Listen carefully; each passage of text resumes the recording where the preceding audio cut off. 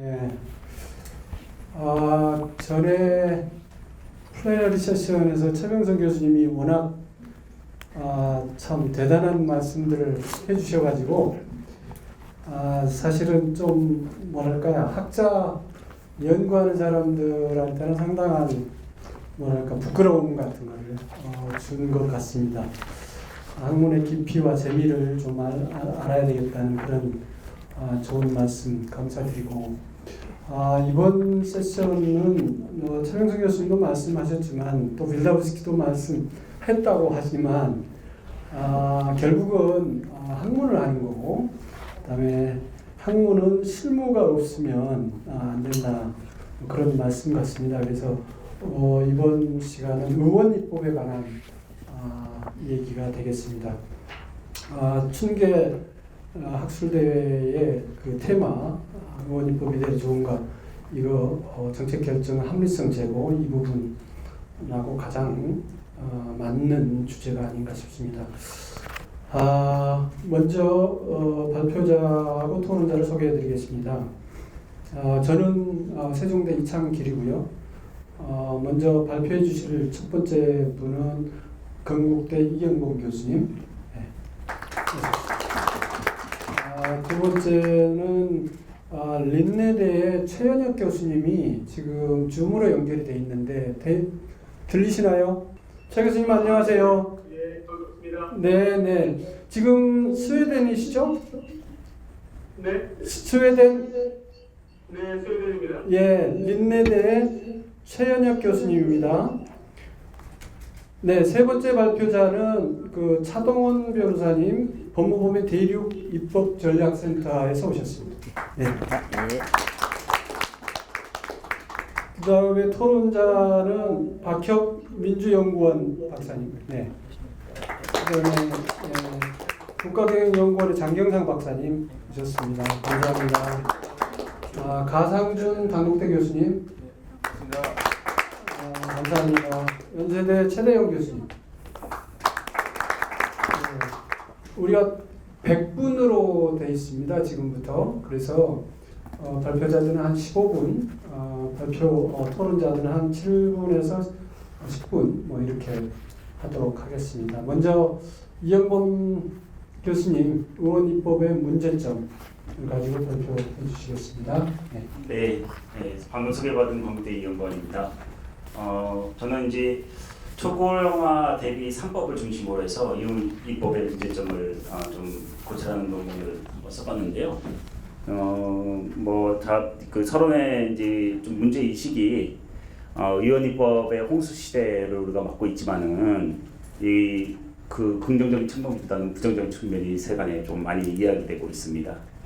그래서 이게 왜 의원입법이 이렇게 급증을 하게 됐음에도 불구하고 그러한 그 국민의 다양한 이해관계를 반영하는 의정활동의 왕성한 의정활동의 그런 노력의 결과라고 하는 그런 긍정적인 평가보다는 왜 이게 뭐 평가를 대비한 의정활동에 대한 평가를 대비한 그 졸속적인 중복적인 그 경우에 따라서는 패럴 법안까지도 이렇게 그런 지적이 될 만큼 이렇게 부정적인 언급이 많은가, 그런 좀 문제 의식을 가지고 조금 기존 연구들이 이제 의원입법의 문제점을 상당히 이제 어떻게 보면 좀 정성적이고 문헌 연구를 중심으로 해서 많이 했습니다. 그래서 조금이나 좀 실증적으로 뭐 그렇다고 해서 아주 뭐 고급 통계 기법은 아닌데 손가락으로 이렇게 헤아가면서 과연 기존 문헌에서 의원입법의 문제점이라고 지적하고 있는 것들이 실제로 어떻게 나타나고 있는가, 그리고 또 하나의 연구 질문은 왜 그런가에 대한 질문이었는데, 왜 그런가에 대한 거에 대해서는 제가 이제 연구 설계를 아직 채 못해가지고 거기에 대한 답변은 못했고요. 과연 그런가, 그 부분에 대해서만 조금 살펴보고 있습니다. 그래서 뭐 발표문 뭐 3쪽에 보시면은 뭐 간략히 이제 저기 발표 시간이 제한되어 있으니까요. 17대 국회부터 이제 의원 발의 건수가 급증을 하기 시작했고 18대 이후에는 이제 매우 가파른 급속도를 보이고 있죠. 그래서 이렇게 이제 조금 그래서 이제 16대 1인 의원 1인당 발의 건수를 계산해 보면은 16대는 6건 정도였거든요, 평균. 근데 20대에서는 71.4건이니까 약 12배가 증가한 겁니다. 그래서 우리 국민들이 국회의원들이라는 주식을 산 건데 12배가 상승을 한 겁니다. 그래서 우리가 실은 다 기뻐해야 되는데 기뻐할 수만은 없는 그런 결과가 된 것 같아요. 그 4쪽에 보면 이제 19대하고 20대를 중심으로 해서 그 발의안 처리 결과를 보니까 약 65% 정도가 법률이 미반영된 채 임기 만료 폐기가 되는 그런 현상들을 보이고 있습니다. 그리고 재은경 의원실 자료를 보니까 그러니까 법안 소위에 상정이 돼서 그 법안 심사를 채 한 번도 받아보지 못하고 발의안 중에서 폐기되는 안이 전체의 한 47% 정도다. 19대 국회에서. 그래서 이게 상당히 왕성한 활동에 비해서 요즘 시체말로 가성비가 떨어지는 그런 결과들을 보이는 결과가 아닌가 그런 생각이 듭니다.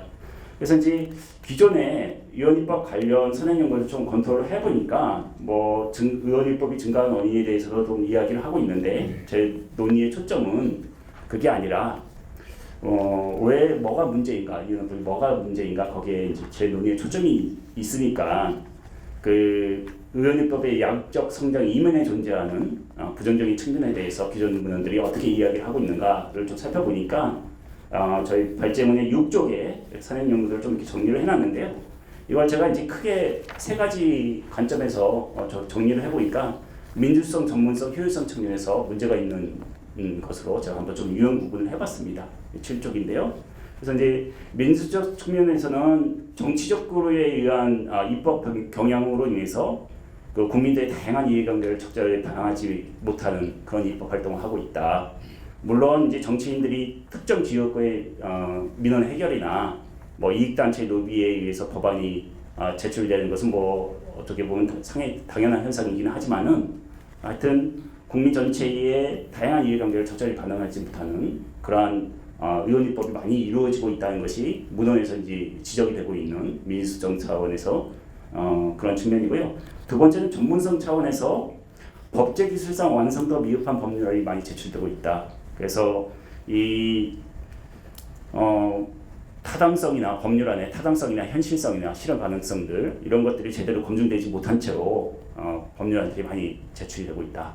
이런 것들에 대한 지적이 전문성 측면에서 지적이 있고요. 기존 문헌 연구를 보면은 세 번째는 효율성 측면에서 사실상 내용이 동일하거나 중복적인 상당히 유사한 이런 법률안들을 중복적으로 발의를 해서 여기 이 건수만 많아지고 이를 처리하는 데 들어가는 비용이 엄청 증가한다는 그런 비판입니다.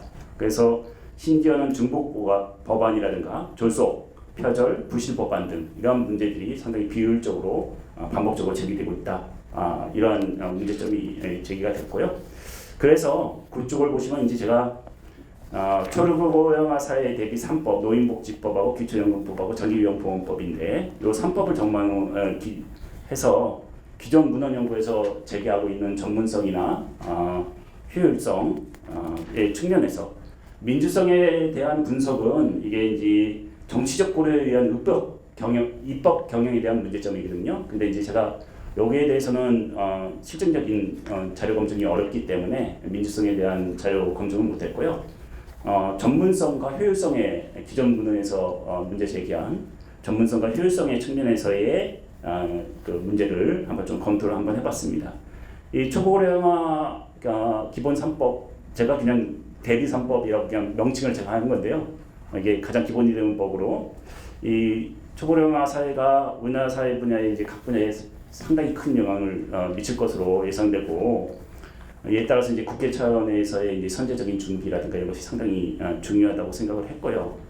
또한 이 초고령화 사회를 대비한 정책들은 재원이 엄청나게 많이 소요되는 경우가 많습니다. 그래서 이런 측면에서 그 제한된 법률안들이 발의안들이 전문성과 효율성 측면에서 적절한지 검토 대상으로 연구 분석 대상으로 삼기에 적절하다는 그런 판단하에 이 3법을 중심으로 했고요.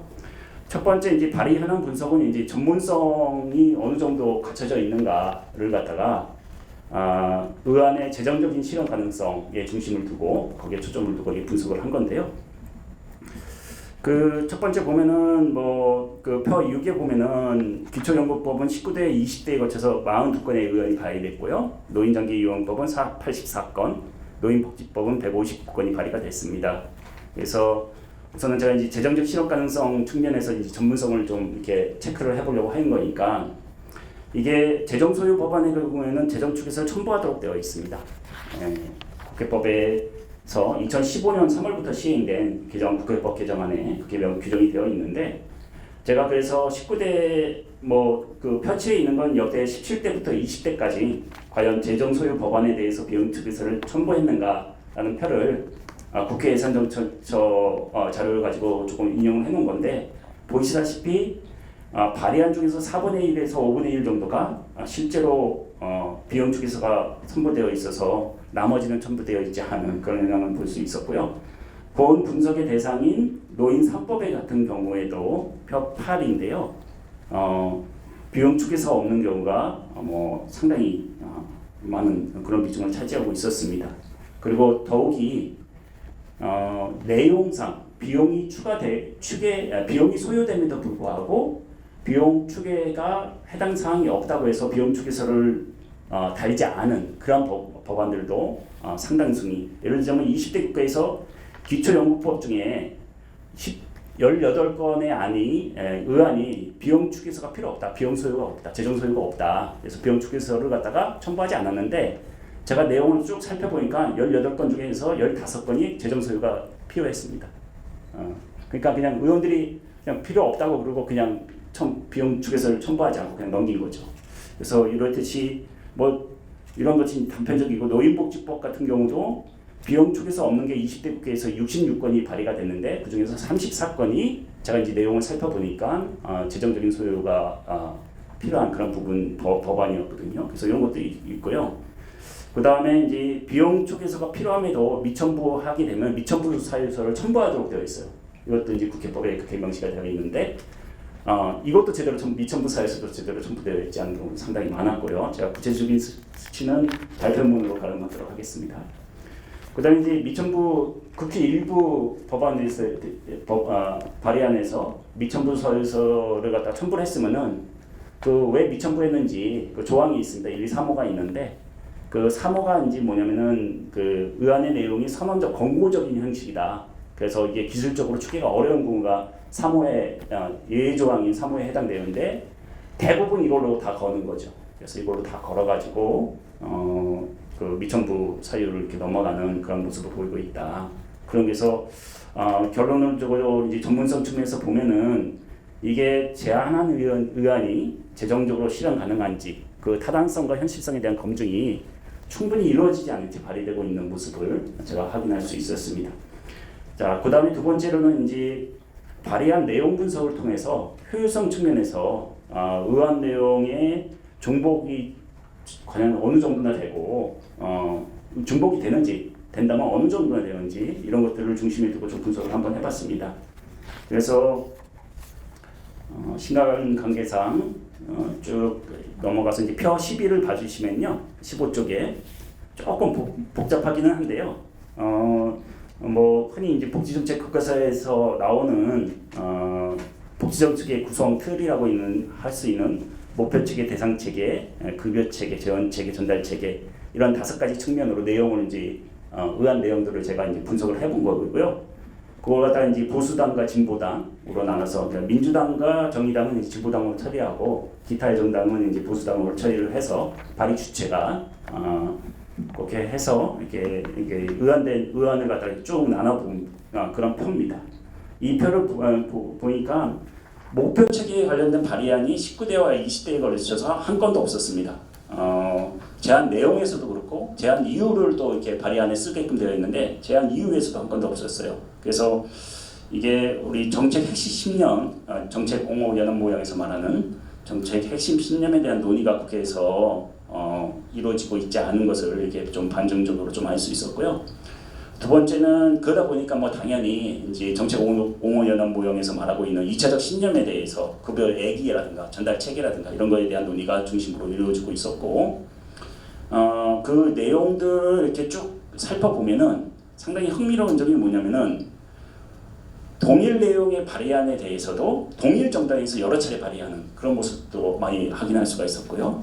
그다음에 특정 정당에서 발의한 의안에서 동일 또는 유사한 내용을 발의안을 묶었을 때 그걸 한번 이렇게 묶어보니까 진보 정당 내에서는 발의한 21개의 항목을 갖다가 4개로 좁힐 수 있었습니다. 물론 이제 그 상임위 논의 과정에서 병합 심사라든가 이런 것들을 많이 하지만은 우선 그것도 조금 내용적인 차이에서 조금 차이가 있거나 그런 것을 중심으로 해서 병합 심사가 이루어지면 보다 더 효율적으로 이루어진다고 볼 수 있을 텐데 그런 게 아니라 중복적으로 똑같은 내용을 발의를 하다 보니까 제가 이제 그 의안의 내용을 분석을 해보니까 예를 들면 진보정당 내에서는 21개의 발의안이 있었는데 21개의 발의안 중에서 21개의 항목이 있었는데 그 개정사항이 근데 그게 다 4개로 수렴이 되더라는 거죠. 그러니까 4개만 발의했으면 되는 거죠. 4개의 항목에 대해서만. 그 다음에 보수정당에서는 9개의 항목에 대해서 발의를 했는데 이것도 역시 내용을 살펴보면 3개 항목으로 정리가 될 수 있는 이런 것들이라는 겁니다. 그러니까 이제 그 같은 동일한 정당 내에서도 정책 조정 기능이 상당히 실종되어 있는 모습을 보여주고 있다. 이런 것이 이제 제가 조금 말하고 싶었던 그런 내용들이고요. 또 하나 재미있는 건 뭐냐면은 여야가 동일한 내용을 발의를 했어요.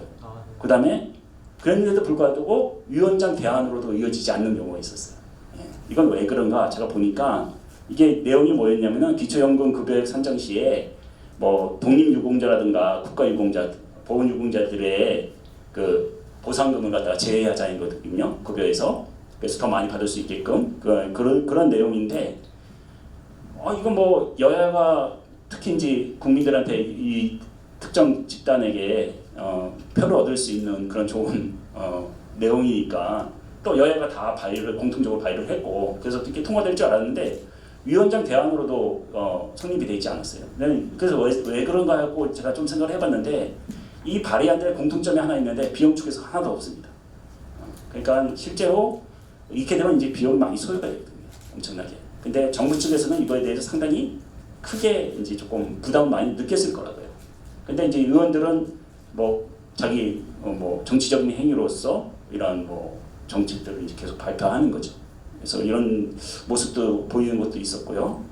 그래서 조금 효율성 측면에도 다른 대상 체계나 전달 체계나 이런 측면에 있어서도 이렇게 중복적인 그런 발의라든가 이런 현상들을 제가 목격할 수 있었다라는 것을 말씀을 드리고요.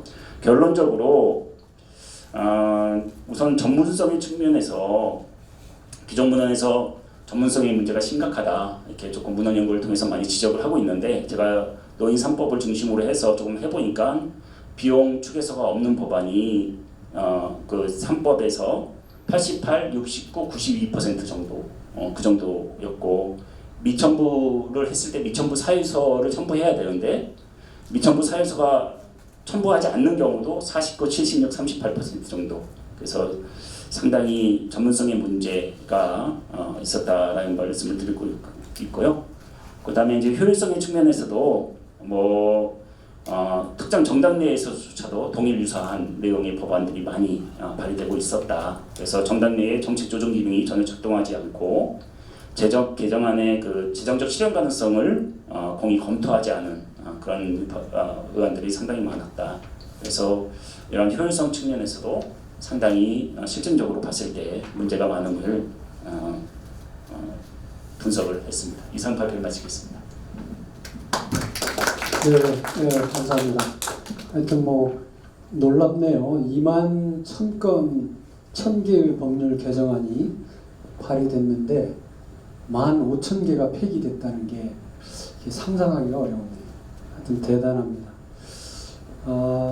그 다음 발표는 최현혁 민내대 교수님인데 준비가 되시나요? 네, 기술적인 관계로 잘 진행이 될지 모르겠습니다. 지금 이제 된 시간으로는 아침 7시 반이고요. 40분이고요. 이렇게 함께 할 수 있어서 기술적인 해결 방법이 있어서 제가 직접 발표할 수 있는 기회를 주셔서 감사하고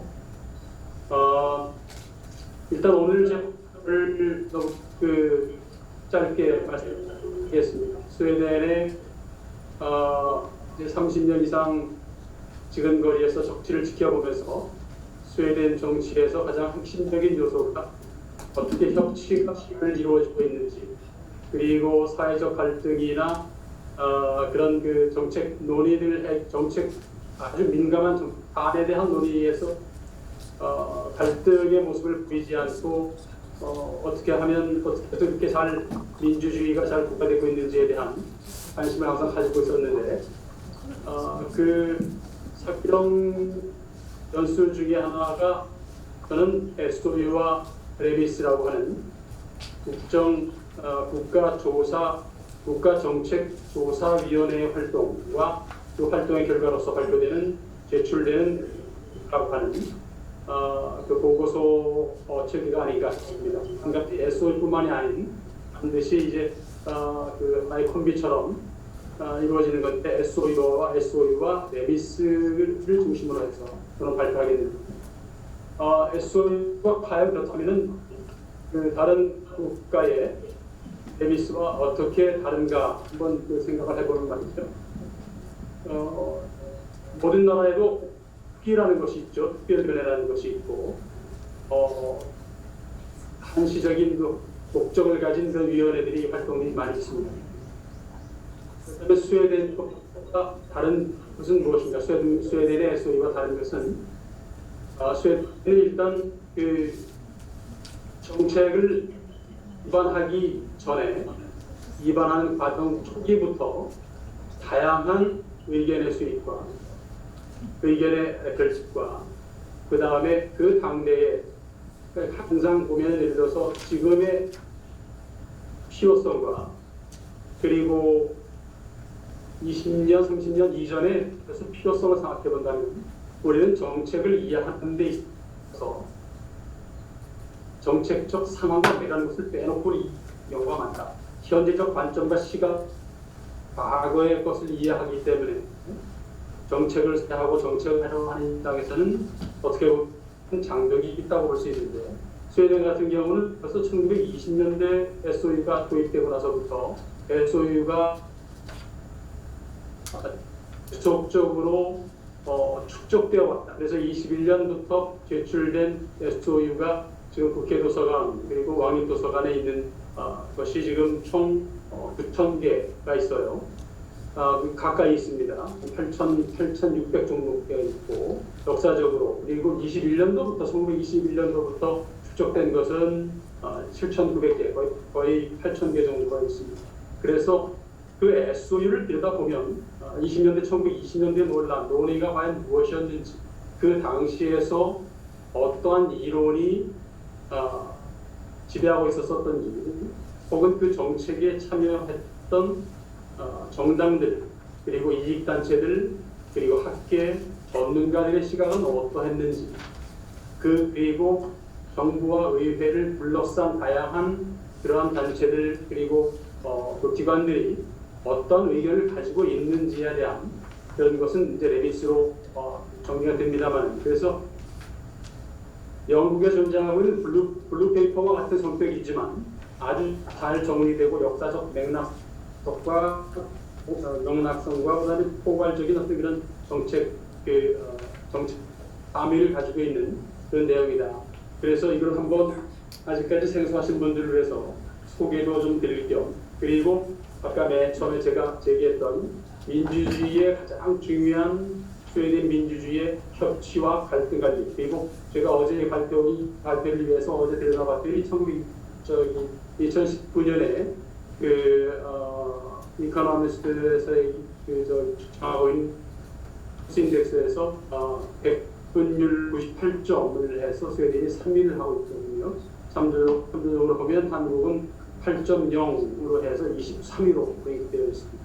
그래서 협치와 갈등 관리가 잘 이루어지고 민주주의가 잘 구가될 수 있었던 이유가 무엇일지에 대한 가설적인 논의, 가설을 검증해보겠다는 것은 아니고요. 가설적 논의를 중심으로 해서 오늘 말씀을 드리고 마치도록 하겠습니다.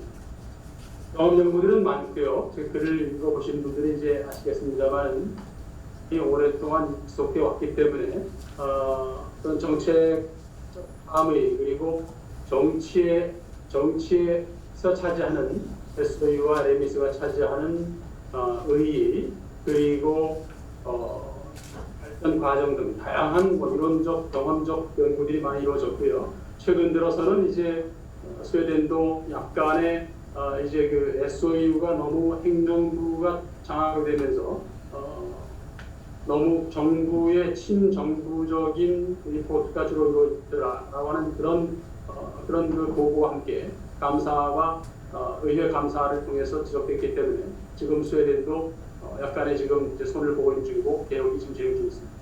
다양한 경험적 연구 중에서 몇 가지 이제 한두 가지 지적을 해드릴 부분은 페트르손 교수가 얘기한 그 정치적 집단이 충돌할 때 완충 장치가 필요하다는 것이죠. 그러니까 첨예한 이해관계가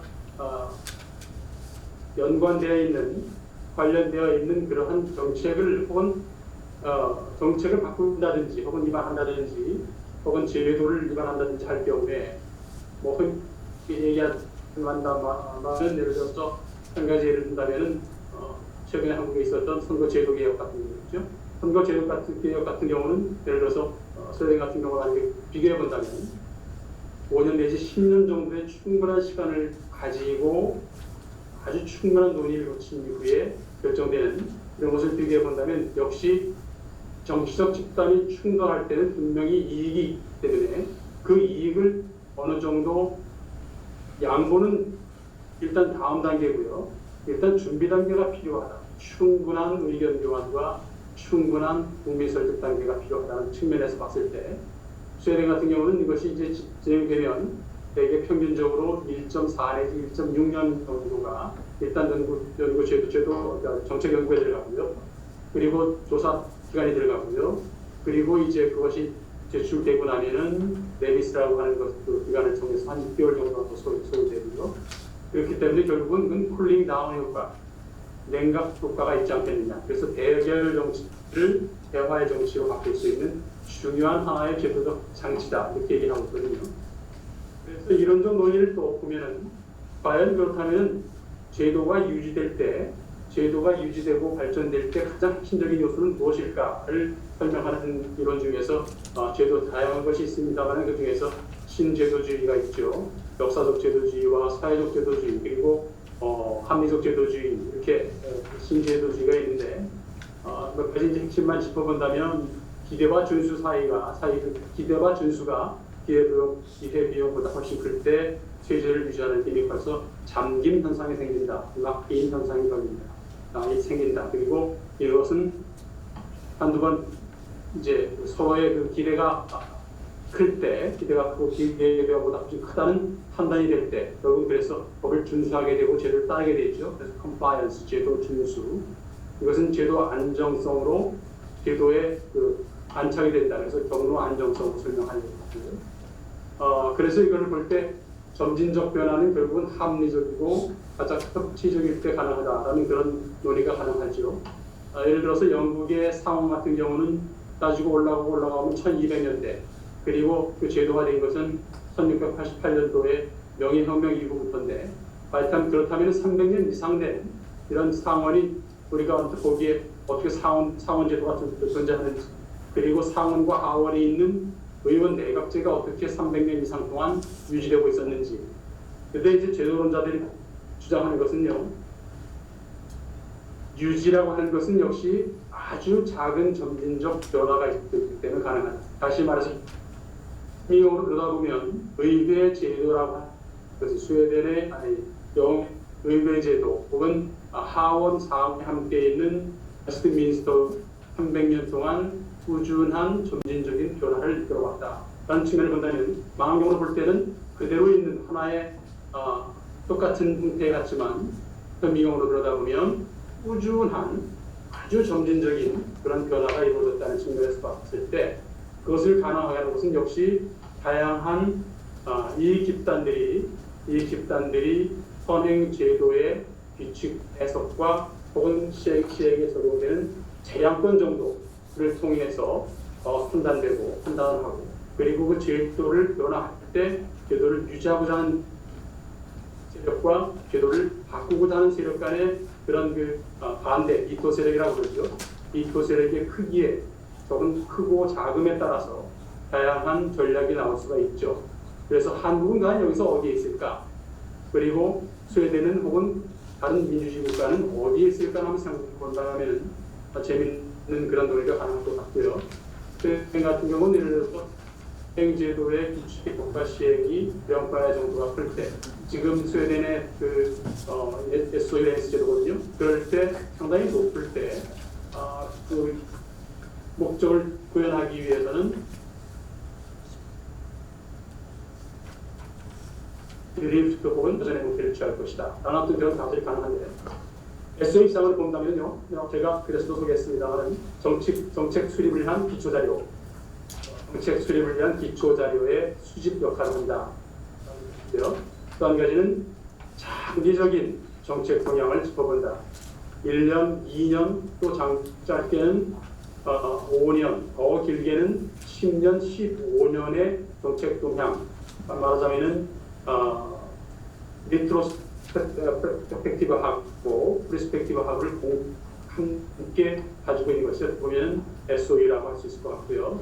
또 한 가지가 크고 작은 체제 개혁들, 크고 작은 선거 개혁, 제도 개혁, 헌법 개정, 다양한 부분들은 SOE를 통해서 이루어졌다라고 보면 될 것 같고요. 또 한 가지가 이제 정부 혹은 의회에서 정책을 결정하거나 어떤 기반을 시도하거나 할 때 기본적으로 기초적인 자료가 이루어져야 된다는 측면이죠. 그래서 정책 자문적 효과 혹은 그런 기능을 가지고 있다는 것을 말씀드릴 수 있을 것 같고요. 또 한 가지가 이제 전문가 집단의 학술 그리고 전문적 자원을 접목시킨다. 이게 상당히 중요한 부분 같은데요.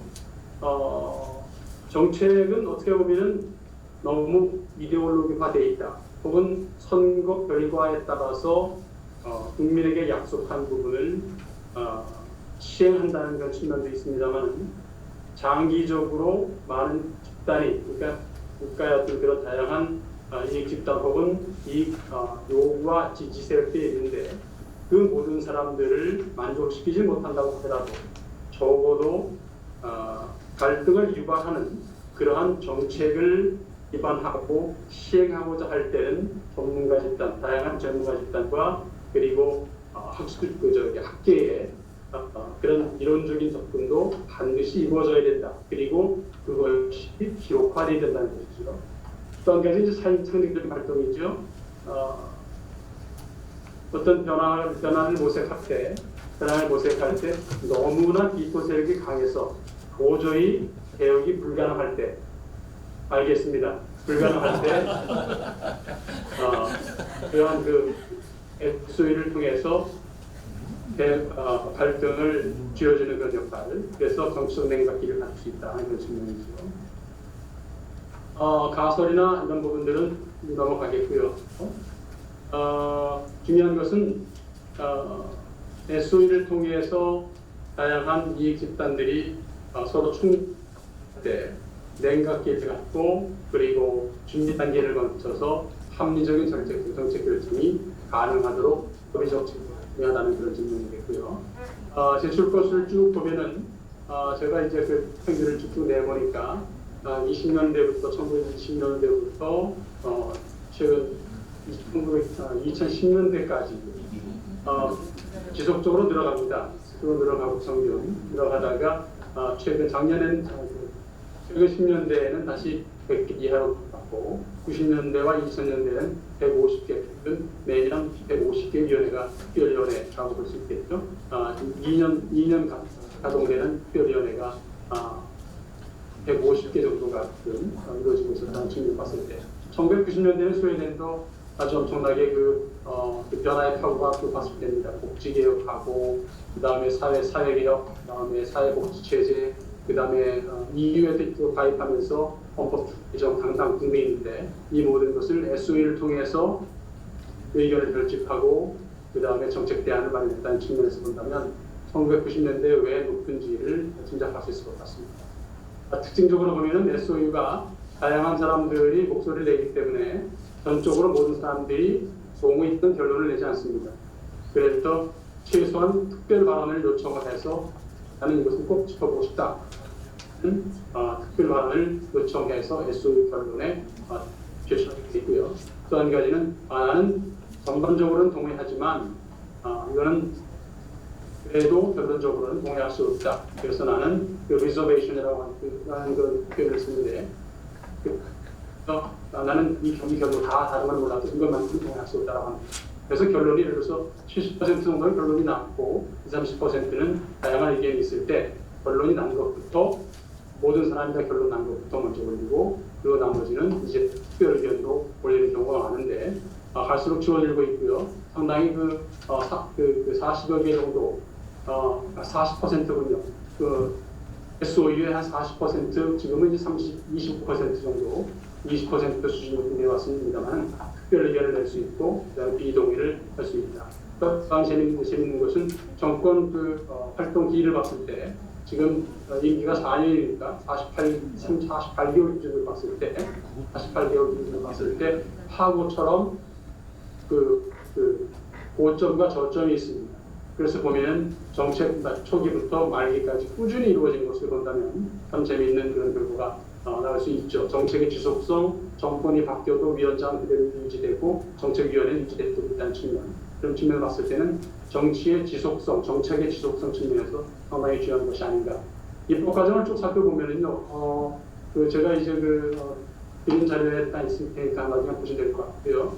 처음부터 시작해서 쭉 연결됐을 때 2.5 내지 3년 정도가 짧게는 2년 내지 2.5년, 길게는 3년 이상이 소요되는 이 과정들을 거쳐서 이루어질 때 보면은 역시 페프에서 얘기했던 어떤 냉각기 그리고 준비기 충분히 거쳐서 수구적이고 협의적인 것이 가능하다.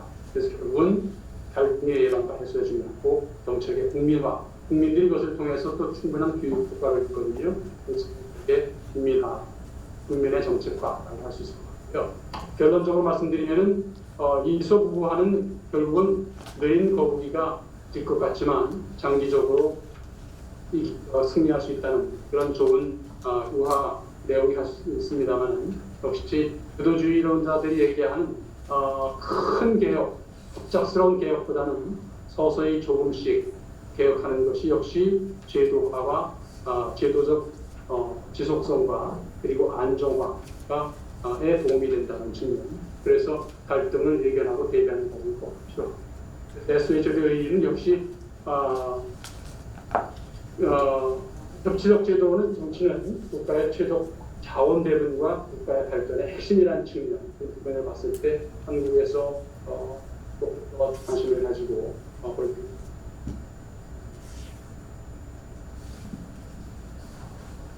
네, 끝나셨습니까? 들려요? 네, 감사합니다. 네. 스웨덴의 독특한 제도를 아주 자세하게 소개해 주셔서 감사드립니다. 세 번째 발표자는 차동원 변호사님 부탁드립니다. 네. 예, 공범인 대륙아주 입법전략센터장을 맡고 있는 차동원 변호사입니다. 예. 저는 이제 국회의원 의원 입법 제도에 관한 문제에 관해서 좀 정책적인 방법이 아니라 법률가로서 좀 여러 가지 검토를 좀 해봐야 된다고 생각을 했었습니다. 근데 요새 하도 상황이 급변해서 이게 좀 글이 현실에 맞는지는 잘 모르겠는데 21대 국회가 개원되었습니다. 이제 발표하겠습니다. 첫 페이지인데 사실은 저는 82학번으로서 요새 말하는 소위 운동권 이런 사람들과 좀 같이 자란 세대고 조금 이제 소위 민주 진영에서 177석이라는 거대 의석을 확보했기 때문에 우리가 이제 그때 대학교 때부터 떠들었던 그 진보주의 진영에서의 민주주의가 실행이 되는구나 했더니 이게 지금 전혀 듣도 보도 못한 이제 이게 제가 이해하기로는 민주주의라는 것은 소수파고 뭐 이런 거였고요. 소수의 의견에 귀를 기울이고 타협 협치였는데 현재 좀 제가 귀가 의심스러울 정도로 심지어 뭐 박정희 대통령 때 이렇게 했었다 뭐 이런 얘기까지 나오는 거 벌써 조금 좀 이해가 안 됐습니다. 박정희 대통령 때 또는 군사독재 때 늘 했던 말이 뭐냐면 일하는 국회였습니다. 근데 그 단어가 다시 등장했다는 것은 되게 충격적이고 이게 어떻게 보면 잘 이해가 안 돼요.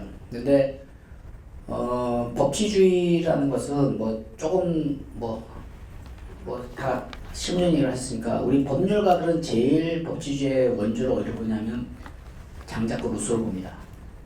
왜냐하면 우리가 자연주의 사회에서 법치를 정립된 이유 국회라는 기구에 대해서 의미를 부여하는 게 이제 장자크 루소거든요. 장자크 루소의 핵심 국회 삼권분립 개념 핵심이 뭐냐면 법을 만드는 자는 집행에 관여하지 않는답니다.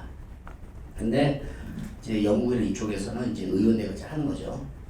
근데 뭐 지금 보면 국회의원이 청와대 뭐도 들어가고 막 하는 걸 보면은 삼권분립하고 맞지 않는데 그럼 국회가 도대체 뭘 해야 일하는 거냐? 저는 도대체 국회에서 법안을 많이 통과시키는 게 일하는 기준으로 보는 나라는 처음 봤습니다. 이런 나라 없습니다. 이건 오로지 국회의원 전직 또 현직 국회의원들이 내가 얼마나 국회 활동을 열심히 했는가를 홍보하기 위해서 쇼죠. 법을 많이 통과시켰다고 국회가 일을 잘했다고 한다면은 아마 뭐 지금 뭐 소위 공산국가의 전국 인민대회에서 한 번에 한 10,000개씩 통과시킵니다. 그거 잘했다 이렇게 보기가 어렵습니다.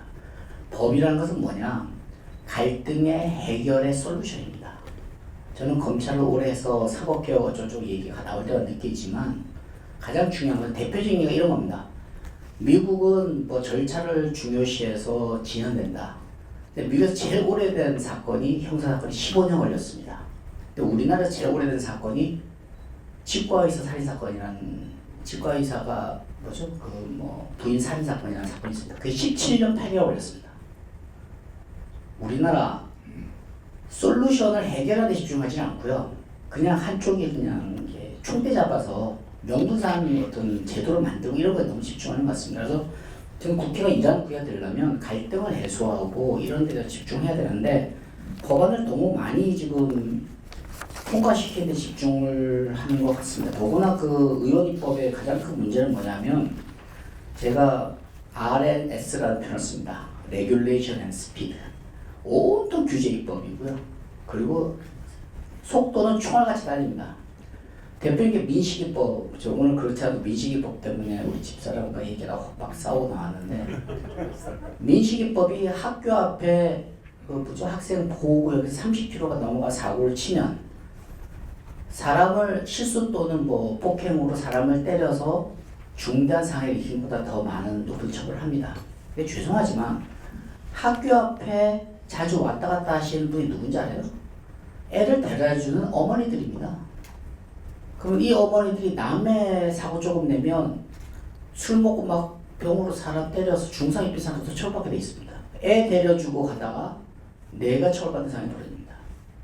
그래서 법이라는 것은 어떤 특정 이슈에 가서 그때 민식이법 통과 안 하면 나라가 망하는 것처럼 얘기를 했었는데 그게 아니라는 거죠. 저는 오늘 왜 그것 때문이냐?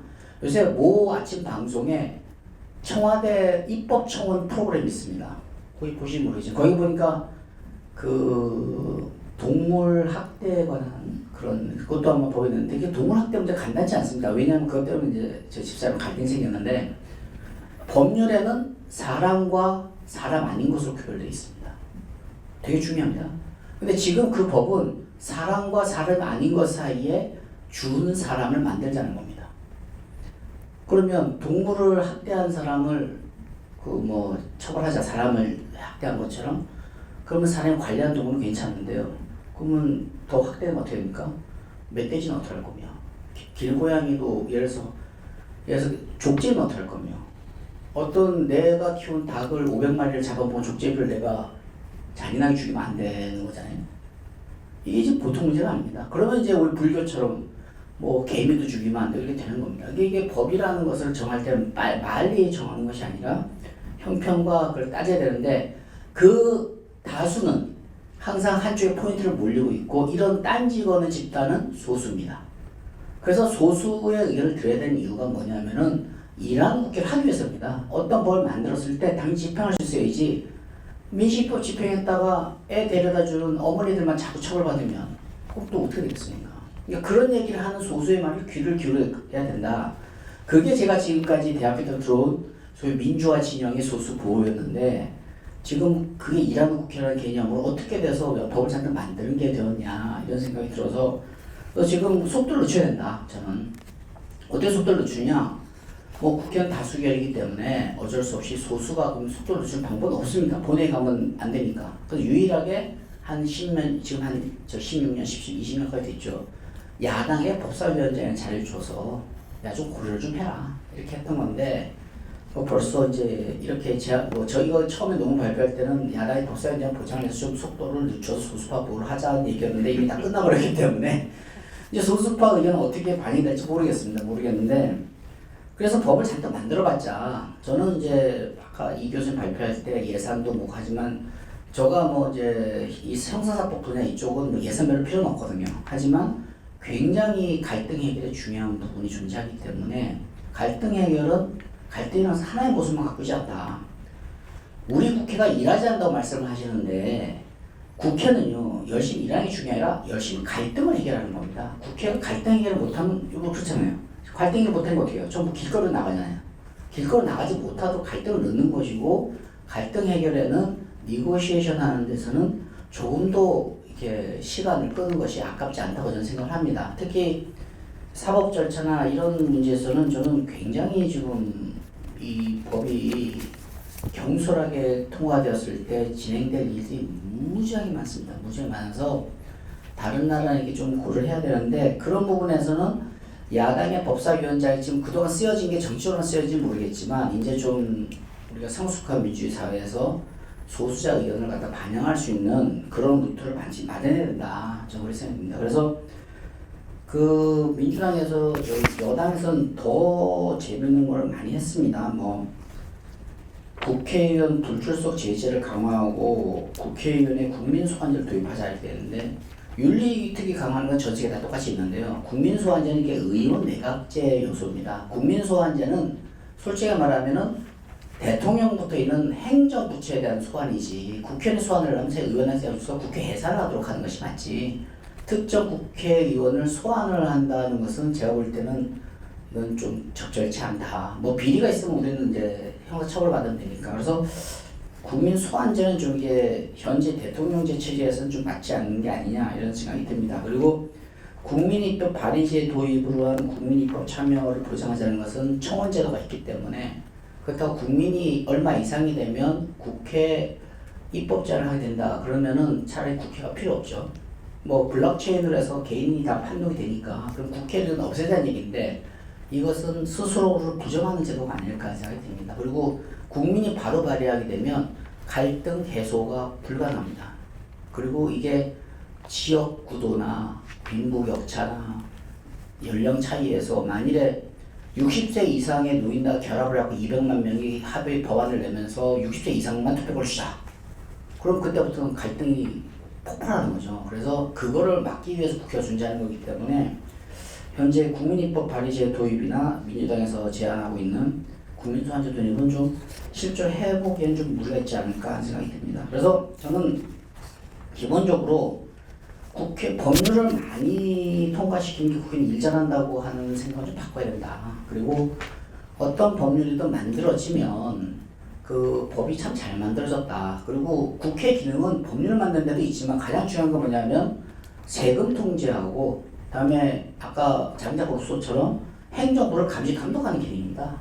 그러니까 저는 오히려 행정부를 감시 감독한 실적을 좀 우리가 어떤 표시를 우리 정착에서 한번 제시를 해주시거나 또는 근데 지금 결국은 법률 숫자 외에는 표시가 없어서 그렇거든요. 인덱스가요. 그래서 이 학회에서 예를 들어서 예산을 감축시켜서 효율화시켰다는 인덱스나 또는 또 행정부를 감시한 걸 잘했다는 인덱스 이런 걸 인덱스를 내서 그런 것들을 국회의원들이 자기 선거할 때 활용할 수 있도록 지표를 아마 여기 학회에서 만들어 주신다면은 이런 황당무계한 이제 입법 숫자 제한으로 가지 않을 거고 그렇다면은 우리 국회가 좀 더 진짜 진정한 의미에서 소수파 의견을 듣고 좀 이렇게 일하는 국회로 가지 않을까 이 정도로 제안하겠습니다. 이상입니다.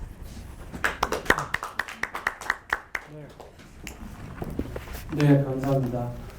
뭐 하여튼 정치적 논란이 될 수 있는 부분들도 일부 있지만 그럼에도 불구하고 학술적인 논의에 제시를 해주는 것 같습니다. 토론은 조금 핵심적인 내용을 중심으로 하고요. 또 플로어 의견도 있을 테니까 같이 의견을 듣는 시간으로 하겠습니다. 첫 번째 민주연구원의 박혁 박사님. 예, 네. 소개받은 박혁입니다. 우선 지금 21대 국회가 막 시작한 즈음에 의원 입법을 더 지금 상황을 평가하고 좋은 제안을 할 수 있는 자리는 되게 시적절한 주제라는 생각이 듭니다. 근데 이제 저는 오늘 여의도 연구원도 같이 오는 줄 알고 오면 오겠다라는 단서를 안 달았더니 그쪽에서 안 오시겠지만 올 수밖에 없는 상황이 됐지만 토론은 저 혼자 오니까 편하겠다 했는데 우리 차 변호사님께서 저희 여당에 대한 많은 비판적 어떤 문제의식을 주셔서 좋은 말씀이고 관련해서 몇 가지 말씀만 드리겠습니다. 먼저 이영범 교수님 발제 중에서 몇 가지 말씀을 드리겠습니다. 동일 법안의 제출 관련해서 이제 사실은 차 변호사님도 마찬가지지만 어제 제가 그렇지 않아도 초선 의원들하고 일하는 국회 관련해서 간담회를 했어요. 간담회 했는데 초선 의원들도 다 그런 문제의식을 가지고 있어요. 일 잘한다는 게 도대체 뭐냐.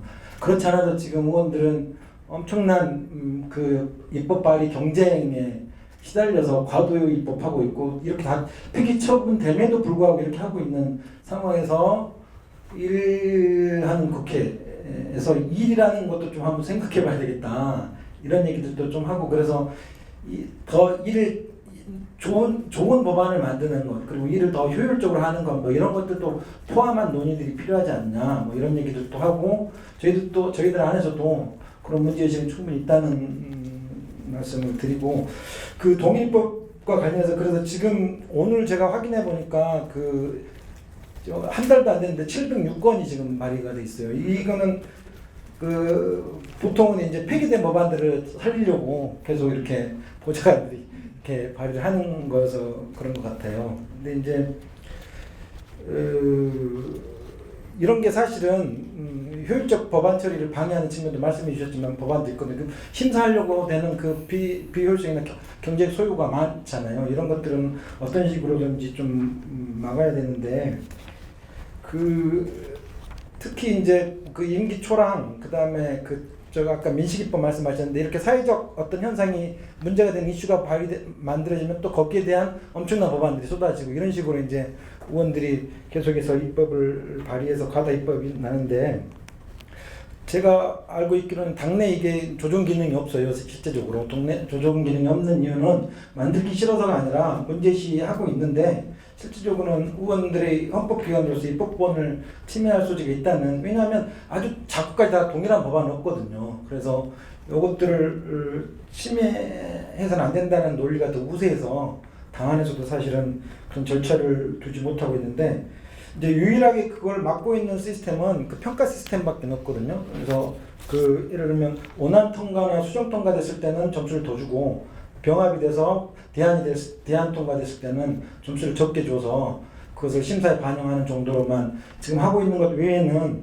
이것을 막을 방법이 좀 없습니다. 그래서 제 개인적인 아이디어는 뭐냐면 아까 말씀해 주셨는데 1인당 71건인가 1년 동안에 법안이 됐잖아요. 이게 그러니까 한 월로 계산하면 6건 정도가 되는 건데 국회의원이 정상적으로 절차를 거쳐가지고 질 좋은 수기된 법안을 발의하려면 평균 한 3개월 정도 걸려야 되는 거거든요. 그렇게 보면은 1인 총량제를 정하면 어떨까? 1인 총량제를 정해서 그 밑에까지는 안 해도 되고 최대한으로 했을 때 이 정도만 해라라는 규제를 둬서 의원들 오히려 자유롭게 그냥 압박 없이 하는 방법은 어떨까 뭐 이런 생각도 한번 해본 적이 있습니다. 물론 이제 긴급 상황에 따른 입법 이런 경우는 뭐 일주일 만에도 만들어지고 한 달 만에도 만들어지고 이렇지만 어떤 의원들의 그런 입법 과도 입법 경쟁을 막을 수 있는 방법은 그렇지 않아도 있어야 된다 분명히. 그래서 요 부분 같은 이런 부분들은 이렇게 정책학회나 이런 데서 좀 많은 제안을 할 필요가 있을 것 같습니다. 국회의장님이 요것과 관련해서 그 국회의장상이라는 걸 제정을 했거든요. 그래서 정량평가하고 정성평가를 해가지고 상을 주던 것을 안 그래도 경쟁하는데 그걸 부추긴다 그래가지고 정량평가는 없애고 정성평가만 지금 해서 상을 주고 있는데 이 부분이 사실은 이렇게 평가의 어려움이나 이런 게 많이 있잖아요. 이런 부분을 좀 더 정치하게 어떻게 해서 아까 말씀하신 어떤 평가의 인덱스나 폼이나 뭐 이런 것들을 좀 해서 해주면 의원들이 좀 질 좋은 입법을 만들 수 있는 동기를 부여해 줄 수 있지 않을까 이런 생각이 듭니다.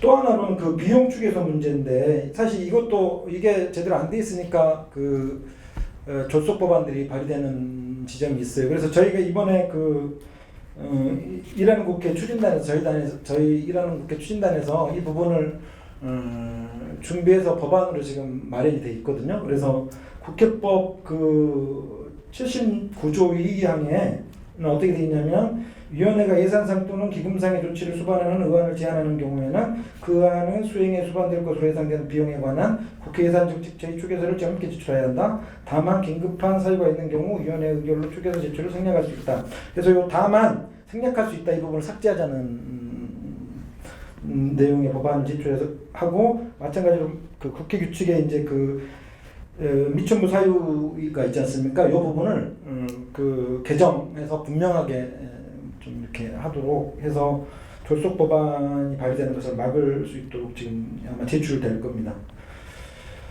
네, 차동원 변호사님 발제는 잘 들었는데 몇 가지 동의하는 부분도 많고요. 근데 이제 몇 가지만 말씀드리면 첫째 이제 법제사법위원회 체계 작구 심사 저는 사실 우리의 정책을 법제사법위원회 작구심사 폐지 이렇게 가지 말자고 얘기를 했거든요. 이렇게 되면 작구심사를 폐지하자는 것처럼 들려서 사실은 이것의 핵심은 상임위원회 중심의 국회가 되도록 하자는 거랑 법률 처리를 좀 더 효율적으로 내지는 신속하게 해야 될 법안들 같은 게 신속하게 하자는 데 중점이 있었고 또 다른 편으로는 체계 작구 심사를 전문적이고 기술적인 프로세스로 정확하게 하자는 거예요, 사실은.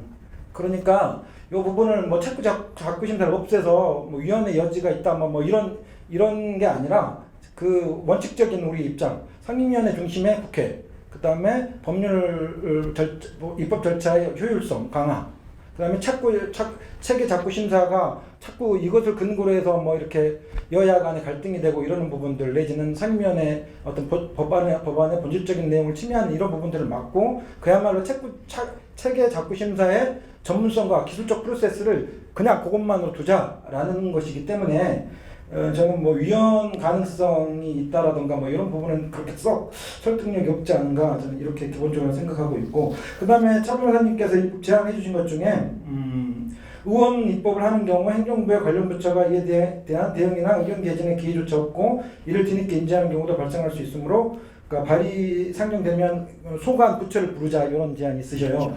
이번에 저희가 일하는 국회 추진단에서 이것도 법안에 국회법 개정안에 넣어서 충분히 지금 지적하신 그 부분 그대로 지금 저희가 개정안을 마련했습니다. 그래서 58조 8항에 이 부분을 첨가해가지고 위원회는 제79조 1항에 따라 의원이 발의한 법률안에 대하여 정부 의견을 들을 수 있다. 이 경우 정부는 법률안 소관, 중앙행정기관 및 관련 중앙행정기관의 취합 조정안 의견을 제출하여야 한다. 이렇게 규정을 해서 지금 제안해 주시고 문제 제시해 줬던 그 부분을 도입할 계획이 있다는 것 말씀드리고요. 그 다음에 이제 미래통합당에서 제안한 내용이나 비판한 내용들 몇 가지 있는데 하나만 말씀드리면 허은하 의원이 비판하면서 함께 일하는 국회법 제출을 하셨다고 하는데 사실 허은하 의원이 제출한 법안은 상시국회법인데 그거는 안민석 의원이 똑같은 내용의 법안 제출했고 없는 것은 청원 특별위원회를 이렇게 각 상임위 안에 소위를 두지 말고 상임위로 특별위원회로 두자는 건데 사실 이 부분은 얼마든지 토론할 수 있고 저희 원혜영 의원도 청원 특별위원회를 예전에 윤리청원 특별위원회로 함께 해가지고 통합해서 따로 설치하자는 제안 법안도 제출했었고 있기 때문에 저희가 실제적으로 이런 국회는 안 만들고 다른 이런 것만 하는 게 아니라 이것도 하고 더 하는 것이지 뭐 다른 건 안 하고 이것만 하는 게 아니라는 말씀 마지막으로 드립니다. 네, 감사합니다. 네.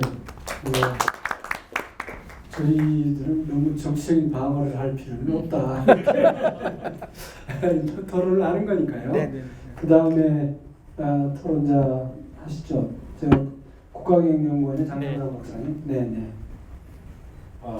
그 세 분 발표를 잘 들었습니다. 그 세 분이 발표하신 내용들이 대부분 이제 저희가 그 절차적 민주주의를 어느 정도 이렇게 끌고 온 상황에서 그 수기 민주주의 단계로 넘어가야 된다라고 하는 시대적 요구하고 잘 맞아떨어지는 것 같고요. 그런 측면에서 수기 민주주의 주체는 당연히 의회가 될 수밖에 없는 상황이고, 그런 측면에서 아까 최현욱 교수님께서 말씀해 주신 스웨덴 사례라든가 의원 입법에서의 그 이영동 교수님의 그 내용은 질적인 그 콘텐츠, 질적인 부분을 확보하는 문제, 양적인 걸 넘어서서 차동원 변호사님이 이제 여야 간의 어떤 정치적 갈등이라는 것들을 좀 더 소수 보호라는 민주주의 본래의 소수 보호라는 차원에서 좀 더 제도화된다는 말씀들은 다 시대적으로 되게 명확한 부분들이라고 생각을 합니다. 그 부분에서 전적으로 공감하고요. 몇 가지 그 통계적 부분에서 보면 한국 그 입법의 핵심은 정부 주도라는 거가 이제 지금까지 명확하게 통계적으로도 나옵니다. 저도 이제 데이터를 좀 분석을 해봤는데요. 저는 그 원안을 중심으로 한번 13년부터 한번 분석을 해봤습니다. 그러니까 의원 입법 발의 중에 원안이 그대로 통과된 경우는 2.63%입니다. 20대 국회. 근데 13대에도 3.90이에요. 제일 높을 때가 14대 때였는데 그때가 6.75%입니다. 근데 정부 입법 중에서 원안이 통과된 비율을 보면 20대 때가 12.34%고 13세 때가 37.5%. 옛날로 넘어가면 이제 정부가 이제 힘이 셀 때였으니까 내가 보면 그 10%에서 한 20% 정도가 정부의 원안 통과율이라면 국회의원들은 한 2%에서 3% 정도라는 거죠. 이런 거 보면 아까 이영봉 교수님께서 지적하신 대로 의원들의 그 입법 기술이라든가 이런 전문성이라든가 그런 질적인 담보능력에서 뭔가 좀 정부하고 좀 비교 여류에 있는 거 아니냐.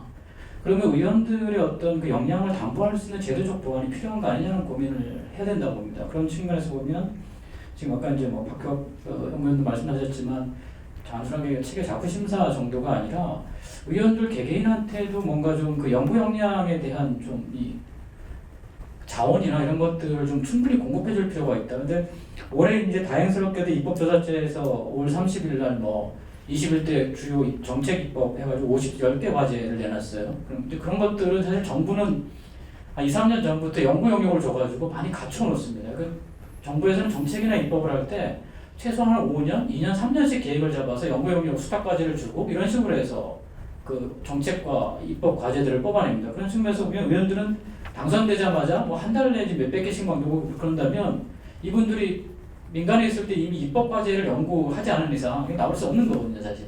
정부하고 비교했을 때. 그래서 정부 입법도 최소한 프로세스 되면 154일 걸리거든요, 최소한이. 물론 뭐 정부 입법이라는 게 절차적으로 물론 많은 단계를 생략해가지고 금방 할 수도 있지만, 근데 의원 입법 같은 경우도 그러면 이런 좀 두 개 똑같은 법률을 발의하는 거라면 정부 입법과 의원 입법의 절차적 좀 기준점들을 같이 할 필요가 있다고 봅니다. 예를 들어서 지금 그 의원들 정부 같은 경우는 입법을 예고하고 규제 심사를 하고 법제처 심사를 거치거든요. 그러고 나서 이제 뭐 차관회의와 국무회의를 거쳐서 이제 정부에 국회에 제출하는데, 그러면 의원 입법도 입법 예고라는 절차와 법률안을 제출하는 절차를 분리할 필요가 있다고 봅니다. 그러니까 입법 예고로 이미 자신의 어떤 이거 저는 이제 뭐 전시 입법이라고 하는데, 전시 행정과 마찬가지 전시 입법의 홍보성 효과는 누리고 대신 실질적으로 법률안을 제출하는 것은 좀 수기 단계를 거치자. 그래서 법률을 입법 예고하는 것과 법률안을 제출하는 단계를 정부하고 똑같이 분리를 시키자. 이런 좀 제도적 보완이 좀 필요한 거 아닌가. 그래서 국회의원들이 정치인이기 때문에 홍보를 막을 수는 없거든요, 사실 정치하는 사람들한테. 근데 홍보 효과는 누리게 하면서 실질적인 법률안 제출을 하는 거는 프로세스는 좀 기간을 좀 가지고 충분한 심사를 거쳐서 가져가자. 이런 좀 기술적인 부분에서 좀 보완할 필요가 있을 것 같고요. 또 한 가지는 국회의원들 개개인한테 정책 개혁비를 2천만 원밖에 안 줍니다. 사실은 2천만 원이면 그 중에서 의정 홍보 활동 비용으로도 이거를 홍공을 만들어 쓰게 하는데 그럼 한 1,000만 원 정도를 쓰는 겁니다. 1년에. 1,000만 원 가지고 뭘 하죠? 그 연구 용역을 할 수가 없는 거죠. 근데 국회 입법조사라든가 법제실이 이 서포트하는 게 한계가 있거든요. 그러면 의원들 개개인한테 최소한 뭐 1억 이상씩 줘도 300억밖에 안 되는데 의원들한테 연구 모임을 많이 해야 돼요. 근데 연구 모임은 개별적으로 생각하면 자기한테 직접적으로 도움이 되는 건 아니거든요. 그래서 어떻게 보면 의원 개개인한테 정부에서 그 부처에서 수탁 과제를 줘서 연구 용역을 하듯이 의원들도 좀 중장기적인 어떤 안정적인 자원을 바탕으로 해서 한 4년이면 4년 동안 자기 나름대로 입법 계획을 세우고 그 계획하에 연구 용역을 해서 민간이라든가 학계라든가 다양한 사람들의 아까 좀 그 최현학 교수 말씀처럼 그런 식의 좀 어떤 정부에서는 정책 조사 기능을 하거든요. 연구 용역을 통해서. 근데 의원들은 그 기능이 전혀 없는 거죠. 이제 그런 부분들을 좀 보완하는 게 바람직하지 않을까 그렇게 생각을 합니다. 이상 말씀 마치겠습니다. 네, 감사합니다. 네, 좋은 제안을 해주신 것 같아요. 그 다음에 가상준 교수님. 네, 안녕하세요. 당국대학교의 가상준입니다. 이렇게 정치학계에 불러주셔서 감사합니다. 저는 정치학과 교수고요. 의회 정치를 오랫동안 했었는데요. 오늘 좋은 말씀들이 굉장히 많았습니다. 특히 이제 우리 이영범 교수님이 말씀하신 비용 추계 관련된 문제, 이거는 굉장히 오래된 얘기고요. 그다음에 어떻게 보면 뭐 이렇게 비유하자면 뭐하지만 저희가 이제 논문 내고 영문 나중에 내자 뭐 이런 식의 생각을 하는 것 같기도 하고, 그다음에 논문 많이 낸 사람이 우리가 이제 우수한 학자가 되듯이 법안 발의 많이 하면 우수한 의원이 되는 것 같은 그런 지금 분위기가 되어 있는데 상도 있습니다. 우수상이 뭐 이게 뭐 시민단체, 언론 여러 가지 곳에서 상을 주기 때문에 서로 많이 법안 발의하려고 노력하는데요. 제가 가면 전 1등 할 수 있을 것 같아요. 왜냐면요, 국회법 개정 발의안 수십 개 낼 수 있거든요. 그 다음에 공직선거법, 정당법, 그 다음에 정치자금법 이거 개정하는 거 굉장히 쉽습니다. 법안 굉장히 개정할 거 많거든요. 그 다음에 옛날 폐지된 법안 갖다 놓으면요 다 100개, 200개 내는 건 저는 문제가 되지 않습니다. 그래서 물론 의원들도 압니다. 그래서 제가 생각하기에는 결국은 우리가 어떠한 좋은 법안이 통과가 돼가지고 국민들의 삶의 질을 높이느냐 이걸 가지고 평가할 때인데, 제가 과거는 시민단체에서 어떤 의원한테 상을 이렇게 드렸더니 그 의원이 똑같은 말씀 하시더라고요. 정말로 중요한 법안 하나 통과되는 게 법안 100개 발의하는 것도 훨씬 낫다. 자기가 이 상은 받지만 좀 창피하다라고 말씀하시더라고요. 그래서 그런 말이 굉장히 가슴 깊게 돌아왔는데요. 지금 국회는 민주화 이후에 17대 전과 17대 후로 나뉠 수 있다고 생각합니다. 왜냐하면 양극화 문제가 굉장히 심각한데요. 17대부터 정당의 양극화 문제가 이루어지고 있고, 그다음에 뭐 20대 보시면 알다시피 뭐 식물국회, 동물국회가 같이 일어나는 현상이 일어나고 있습니다. 그래서 양극화 현상 때문에 아마 지금 협치라든지 뭐 합의형 이런 쪽에 가기가 굉장히 어렵게 되어 버렸는데요. 탄핵 때입니다. 미국도 1970년대부터 양극화가 심하게 돼가지고 지금은 굉장히 심각한 상황이 이루고 있는데요.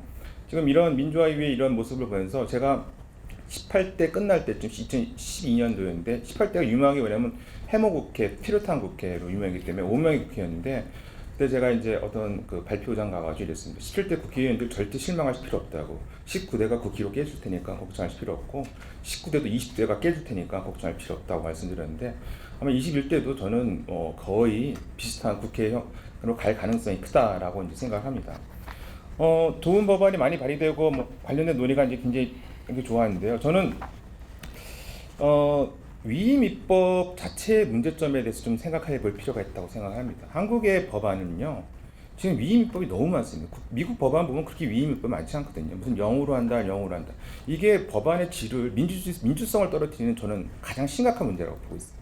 그러다 보니까 선출되지 않은 사람들이 법안을 만들어 나가는 그런 문제가 있기 때문에 이런 것들에 대한 문제를 좀 봐야 되고요. 입법 생산성 및 절차에 있어서 또 다른 문제는 우리가 상시국회 이거에 대한 얘기가 이제 항상 나오고 있지만, 뭐 저는 상시국회가 통과되더라도 아마 이제 또 싸우다 보면 안 지킬까 생각을 하고 있는데 이런 문제점이 있고, 제가 또 생각하는 것은 소위원회 활성화 정도는 좀 해야 된다고 생각합니다. 왜냐하면 우리 상임위원회 중심주의라든지 우리가 합의형 국회라고 얘기하고 있지만 지금 합의형인지 잘 모르겠지만요. 지금 소위원회 같은 경우는 저희가 뭐 법안 심사, 청원 심사, 그다음에 예산 심사 뭐 이렇게 소위원회로 안 그런 것도 있지만 그거보다는 미국 형태와 같이 기능적 분할을 할 필요가 있다고 보거든요. 미국에 이제 예를 들어서 이제 이렇게 포린 어페어 이렇게 커미티 같은 경우는 아시아 소위원회, 뭐 중앙아시아 소위원회, 유럽위원회, 아프리카 위원회 이런 형태로 이렇게 분화되어 있거든요. 우리도 업무에 맞게 교육위원회 같은 경우는 초등학교 무슨 뭐 중등학교, 대학교 이런 형태로 해서 분화가 이루어야 되는 건데 그렇게 되지 않고 일하는 국회다. 뭐 어떻게 보면은 뭐 교육위원회에 있다가 몇 년 있다가 또 옮기고 이런 형태로 해가지고 소위원회가 분화되지 소위원회로 만들어가지고 이렇게 기능적 분화를 하는 게 더 필요할 것 같고요. 합의형 국회 얘기가 좀 나와서 이제 저희가 생각하기에는 예전에는 이제 합의형과 이 다수결형이 복합되어 있었다가 선진화법을 통과시키면서 완전 합의형으로 간 상황인데, 근데 이게 다시 이게 다수결형적으로 돌아가고 있는 그런 이제 되고 있어요. 그래서 이게 제 국회의장이 좀 역량을 발휘할 때가 아닌가 싶기도 생각합니다. 그래서 우리 한국의 국회의장 같은 경우는 제도는 영국형인데 행동은 미국식으로 하고 있는 그런 국회의장 제도인데 이런 것들이 어떻게 국회의장이 조정을 할 수 있는 능력이 있어야 되는데 어떻게 보면 너무나 당파지기 때문에 이런 것을 좀 문제가 있을 것 같고요. 최 교수님 말씀대로 저희 토론과 수기, 의견 수렴 절차를 강화하기 위해서 스웨덴과 SOU라든지 레미스 제도 전 굉장히 좋다고 생각을 하는데요. 안 될 거라 생각합니다. 왜냐하면 지금 친석 안건 처리 법안 지정되면 330일 정도 걸리는데 그거 신속 안건 처리도 330일 걸리는 것 때문에 문제라고 하는데 아까 말씀드린 2년이 걸린다? 절대 여당에서 그거를 보여줄 수가 없다고요. 생각하고 지금 제가 보기에는 가장 큰 문제는 의회 입법에 있어 여당의 독단적 행태라고 보는데요. 행정부의 독단적 행태는 막을 수가 있고 어떻게 보면 견제할 수가 있어요. 근데 의회에서의 독단적 행태는 굉장히 견제할 수 있는 방법이 없습니다. 특히 이제 숫자로 이루어지기 때문에 앞으로도 이제 더 그럴 거라고 보는데 제가 얼마 전에 좀 충격적인 발언을 들었는데 모 여당 의원이 뭐라고 얘기했냐면 국회가 행정부 발목 잡기를 해야 한다는 생각을 버려야 한다라는 얘기를 했어요. 이거는 거의 권위주의 시기에나 하던 얘기거든요. 그런 얘기를 나 전 얘기 듣고요. 이게 과연 진짜 여당의 국회의원이 맞나라는 생각을 했습니다. 그래서 이렇게 행정부 견제가 중요한 국회 기능이고 지금 전 세계적으로 나타나는 형태 중에 하나가 행정부의 기능이 점점 커진다, 권한이 점점 커진다는 거거든요. 그럼 당연히 의회는 여당이든 야당이든 권한을 견제할 수 있는 걸 생각해야 되는데 그걸 못하고 있다라고 하는 모습이 굉장히 좀 안타깝게 생각되고요. 지금 국회가 이렇게 된 거는 저는 미래통합당의 책임이 크다고 봅니다. 왜냐하면 2008년도에 열린우리당이 패족을 선언했어요. 그때 한국당, 새누리당이 정말로 큰 의석을 얻었었는데 근데 양쪽 날개가 좌측이 날개가 무너져 내리니까 같이 추락하는 모습을 보이더라고요. 그래서 결국은 저 정당이 3대를 못 가고 이렇게 망해지는 모습을 보였는데 그걸 보면서 곧 이 여당도 비슷한 경험을 하겠구나 하는 생각이 드는 거예요. 왜냐하면 이 진보랑 보수, 여당과 야당이 날개가 동등하게 서로 견제하고 나가야 되는데 한쪽이 무너지면 한쪽도 같이 무너질 수밖에 없거든요. 2008년도에 이거 경험했고 2016년도까지 봤는데 이러한 것들이 또 나타나 있구나 하는 안타까움과 함께 마지막으로 이 말씀 드리고 싶은데 옛날에 원내대표, 여당 원내대표 이런 얘기였습니다. 세금 증세 없이 복지란 없다. 거짓말이다. 허구다. 굉장히 저는 거트가 있는 말이라 생각합니다. 그리고 위임 입법에 있어서 시행령이 입법 취지에 맞지 않으면 그건 고쳐야 된다라고 했던 그런 법안을 발의했는데 대통령이 거부권 행사했어요. 굉장히 겉이 있는 어떻게 보면 저는 존경할 만한 행동이었고 어떻게 보면 그런 액션이었는데 지금은 그렇게 얘기하는 사람도 없구나. 좀 앞날이 좀 우울하구나 라는 생각이 듭니다. 예, 이상입니다. 네, 감사합니다. 마지막으로 최대영 연세대 교수님. 예, 최대영입니다. 세 분의 발표와 네 분의 토론을 듣는 가운데 이 의원 입법과 관련해서 다양한 논점과 이슈가 제기되었다고 봅니다. 또 멀리 스웨덴에서 우리가 아마 정책학회에서 지향하는 방향 중에 하나가 여기 제목처럼 정책 가버넌스와 정책 결정의 합리성을 제고하는 하나의 모범 사례로 이제 스웨덴의 사례를 시사한 것 같습니다. 많은 이제 토론을 하는 데 있어요. 의원 입법에서 진단하는 부분에 있어서도 굉장히 그 전문성과 그 다음에 효율성을 중시로 보는 것도 있고, 또 토론하는 부분에 있어서는 현실 정치 현상에 대한 진단과 처방을 많이 내려주시고 있습니다. 근데 결국은 이런 문제를 쭉 보면 그 연원, 그다음에 배경 이런 거하고도 연결시켜서 생각해 볼 필요가 있다. 우리가 이런 그 의원 입법을 전제가 되는 대의민주주의를 받아들인 그 배경을 보고, 그때 그 국가 기능이 입법, 사법, 행정으로 나눠져 가지고 서로 견제하고 그 기능을 분화해서 협력하도록 되어 있는 상황에 대해서 또 여러 나라의 케이스를 보는 것 같습니다. 원리 그 장자크 루소의 자연법 사상이라든가 이런 것 쪽에서 봤을 때 대의민주주의가 발전하는데 우리가 택하고 있는 정책적인 제도의 연원은 영미식에 가까운, 그걸 많이 근거로 해서 지금 상권 분립이 엄격히 되는, 그러나 국가를 운영하는 과정에서 보면은 유기적으로 협력하지 않으면 안 되는 그런 측면에서 아마 법적인 측면에서 토론하는 분이 이제 그 점에 대해서 짚어주시고 그랬는데, 우리는 기본적으로 앞에 이제 이영범 교수께서 발표한 것처럼 국회가 법을 많이, 그러니까 의원이 발의를 많이 하고 통과율이 낮은 것에 대해서 전문성에 떨어져서는 부족해서 그런 문제도 있지만, 토론하는 과정에서 지적된 것처럼 너무나도 양당 간의 대결적인 구도로 해서 국회가 제대로 활동을 하지 않기 때문에, 어떻게 보면 국회의원을 헌법기관이고 공직자라고 보면 직무를 위반한 그런 상태로 볼 수가 있다고 봐집니다. 그래서 자동 폐기된 안건이 이렇게 많은 것이고, 그리고 전문성과 관련해서 국회에 상대적인 게 보겠습니다만은 그래도 미국이나 영국 제도에 비해서 갖춰야 될 입법 전문 지원기관을 우리는 다 갖추고 있다고 보아집니다. 그리고 국회가 입법을 하는 과정에 있어서 입법 소위부터 해가지고 분야별로 상임위원회 심의, 또 법제사법 심의위원회, 본위원회 해가지고 거기서 충분히 심의할 수 있는 제도적인 것을 갖추고 있는데 그걸 제대로 운영을 하지 못하는 그런 거에 대한 처방의 하나로 뭐 양당 간의 대결 구도를 어떻게 하면 해소할 것인가 해서 뭐 동물국회, 식물국회 해가지고 국회 선진화법까지 만들어서 그 소수의 보호를 위한 거지만 사실 심의를 하고 다수의 심플을 막는 제도까지 하는데 그런 것에 대한 것은 또 반작용이 나오고 있는 상태입니다. 자꾸 이제 이런 현상을 보면서 그러면 대안이 뭘까?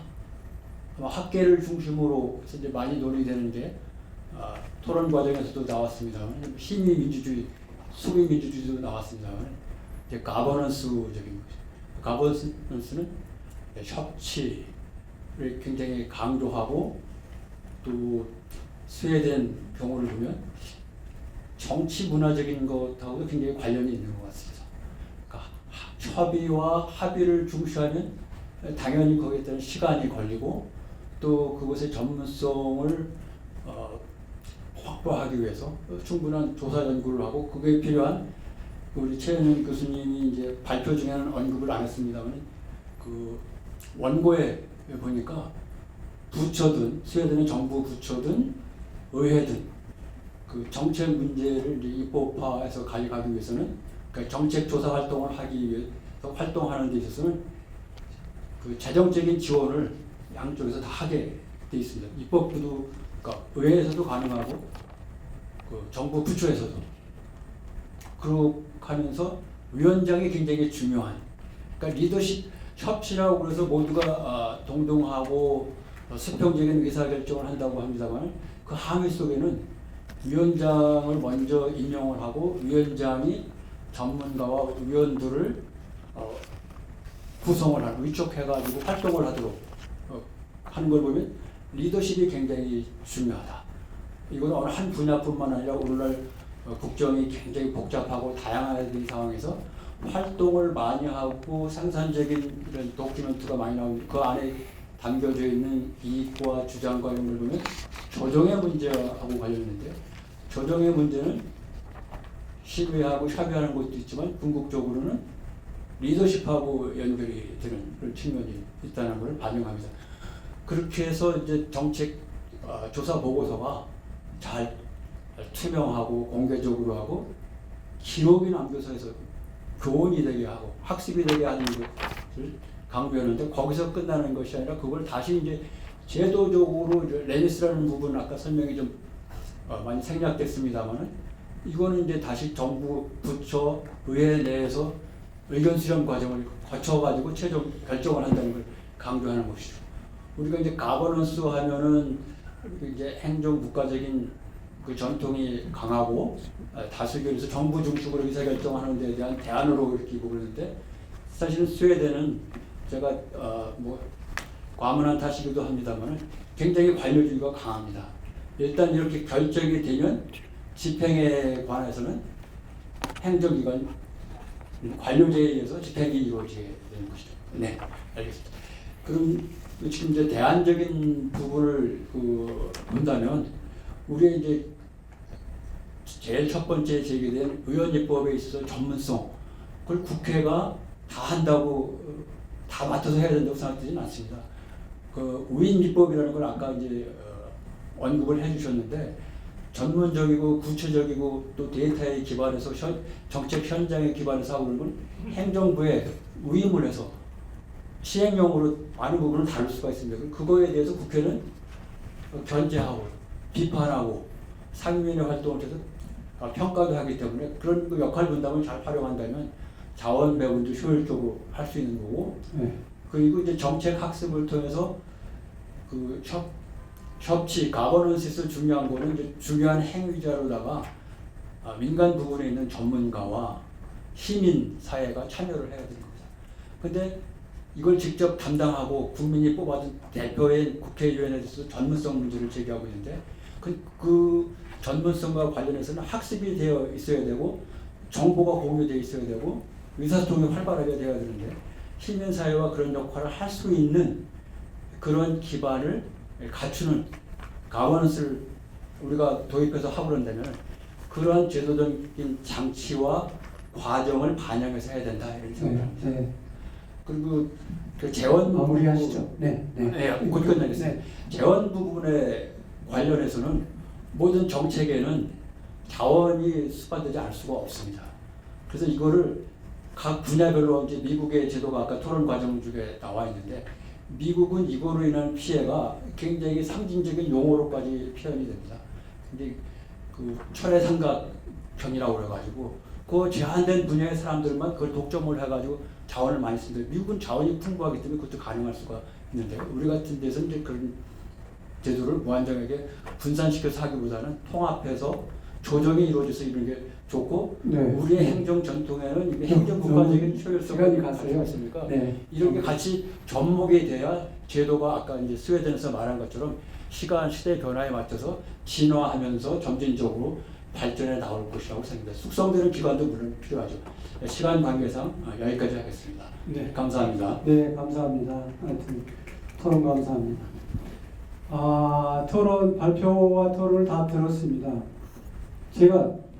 저도 한마디만 할게요. 저도 할 말이 많아요. 근데 질문입니다. 세 분께 질문드는데 첫 번째 이영범 교수님, 정부 발의안하고 그 국회 발의안이 있는데 실질적인 정부 발의안이 국회가 발의하지만 국회의원들이 발의하지만 실질적으로 정부가 발의하는 그런 안이 얼마 있는지 계산할 수 없는지 그게 좀 궁금하고요. 최현혁 교수님, 혹시 우리나라에 입법조사처하고 그 예산정책처가 있는데 이 기관들이 혹시 레미스나 SU 기능을 할 수는 없는지 그거 좀 질문을 드리고 싶고요. 차 변호사님한테는 그 질문을 드리고 싶어요. 동일 법안을 동일 정당의 경우에 통합 제안을 할 수 없는지 이런 가능성은 없는지 그런 좀 의문이 들어서 한번 질문을 드리고요.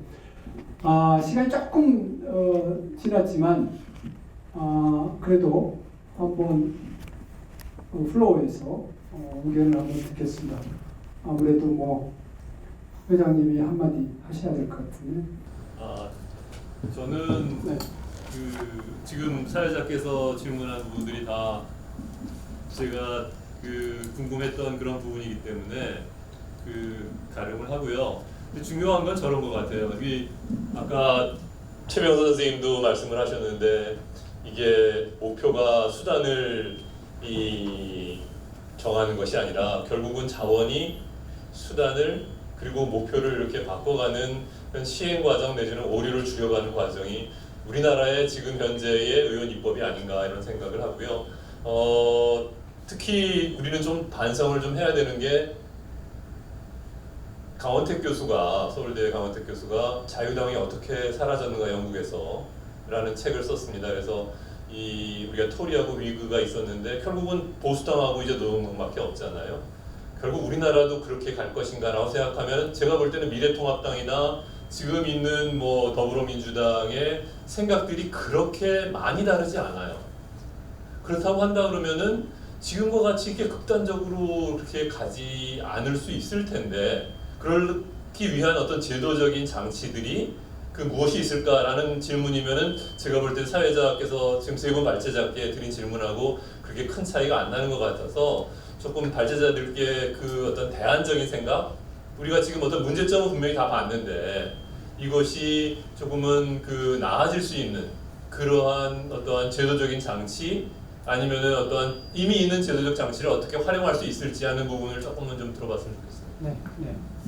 감사합니다. 다른 혹시 양 교수님. 네, 오늘 말씀 발표 잘 들었고 또 네 분 선생님들 토론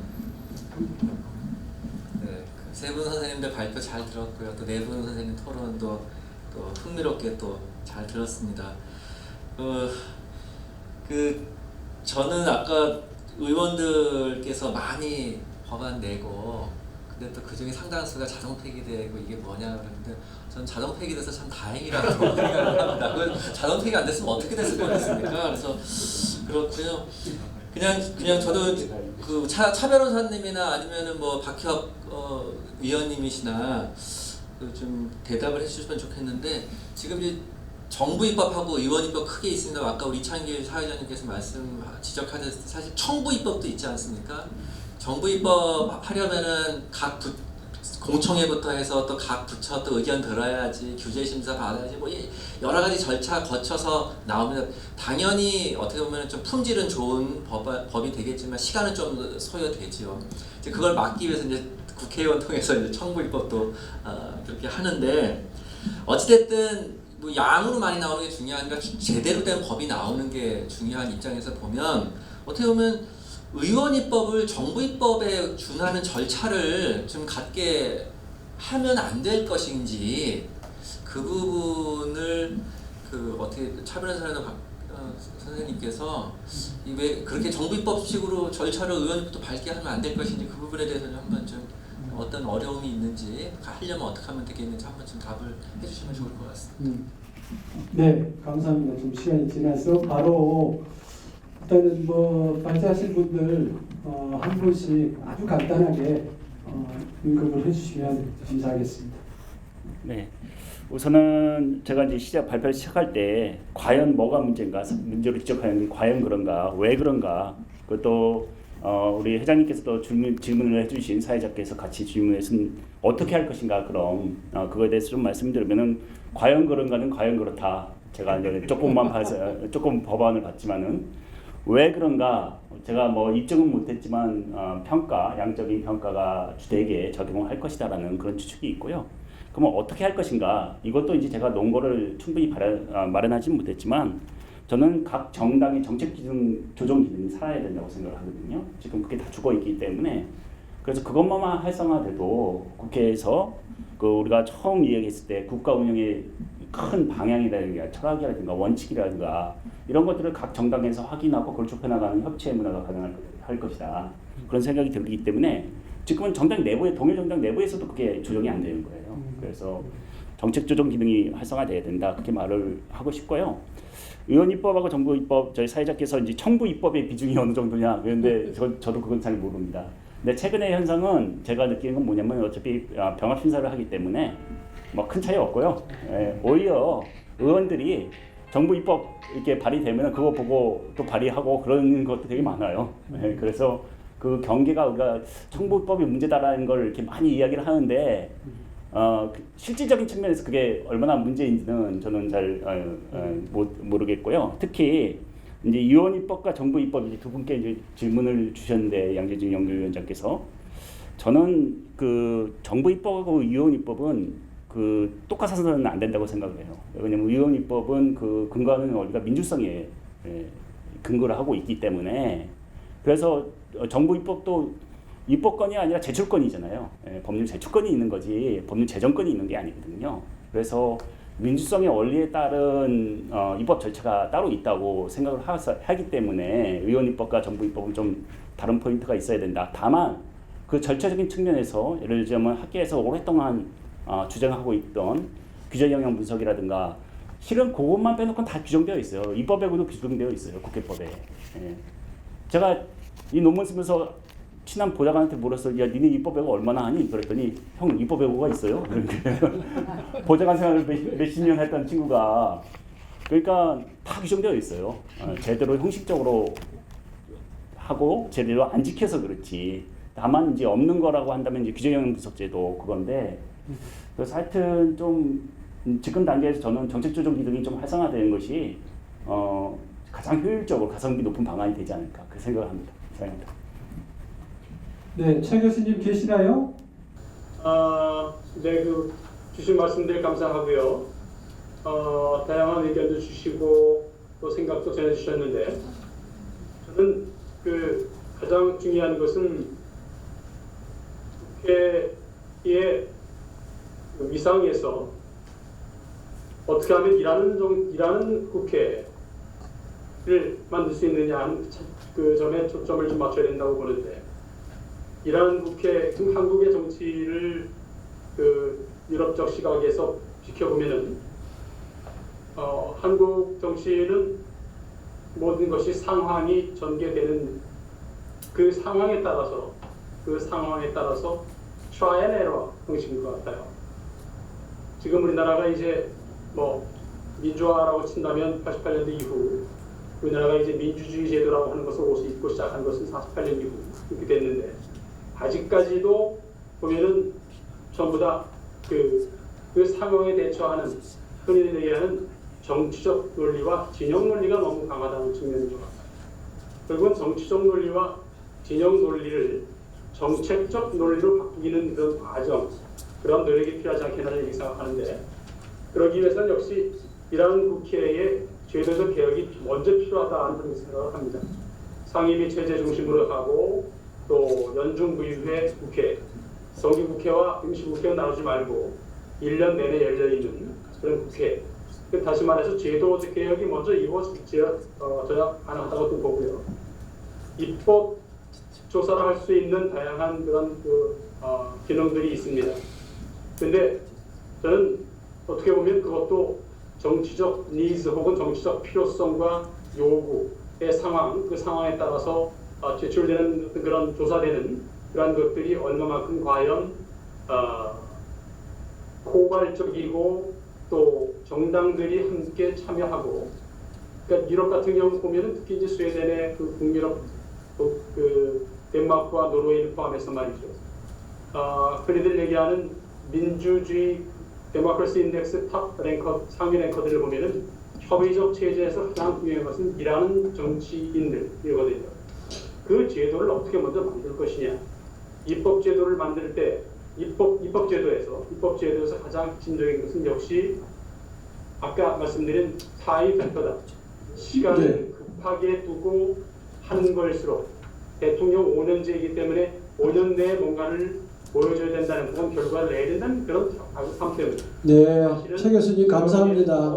서두르는 것 같습니다. 그런 측면에서 봤을 때 그럼에도 불구하고 시작은 그런 생각으로 시작하면 되지 않겠는데 네, 어쨌든 그래서 저는 생각이 다양한 입법제도가 있습니다만 그것보다는 그 상황에 따라서 다양하게 구성되는 위원회를 통해서 그 위원회는 다양한 정치 그룹과 그리고 학자군 전문가들 그룹들 그리고 나서 에미스라고 하는 그런 절차를 통해서 네, 감사합니다. 생각합니다. 네, 감사합니다. 네. 동일보안 동일정당을 통일할 수 있는 가능성이 어떠냐고 사회에서 말씀하셨고요. 그리고 양 교수님께서 회장님께서 그 의원 입법 양 교수님 절차를 어떻게 새로 정할 수 있느냐 이런 말씀하셨는데 절차 백날 정도도 한국에서 절차가 뭐 지켜지지 않습니다. 의원 입법에서 입법 예고제로 소위원회가 딱 열흘 정도가 있습니다. 근데 뭐 의미가 없기 때문에 제가 볼 때는 아까 이 교수님 말씀하신 대로 이제 당이